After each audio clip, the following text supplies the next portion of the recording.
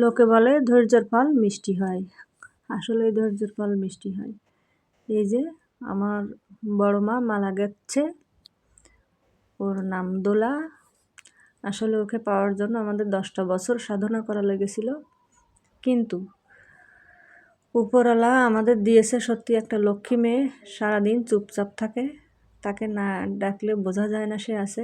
তার কাজ হচ্ছে হয় ছবি আঁকে, না একটু ওই রান্নাবান্না করে, একটু গান বাজনা করে। সারাদিন সে চুপচাপ থাকে, গল্পের বইটই পড়ে। এখন আমাদের বাড়ি আমার কাকিমার শ্রাদ্ধ অনুষ্ঠান উপলক্ষে সে মালা গাচ্ছে। যাই হোক, দেখুন যেরকম শান্ত ওকে দেখা যাচ্ছে, ও আসলে ওরকমই শান্ত, লক্ষ্মী। সত্যি সত্যি সে একজন লক্ষ্মী প্রতিমা। ঈশ্বরের কাছে প্রার্থনা করি ওর জীবনে যেন কোনো কষ্ট না আসে, ওর জন্য অনেক ভালো থাকে। যেরকম ফুল দেখা যাচ্ছে, ও ফুলের মতোই নিষ্পাপ।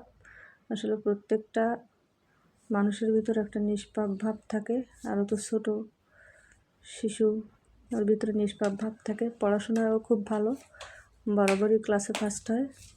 এবারও তাই গান বাজনা, রান্না বান্নায় খুব দক্ষ।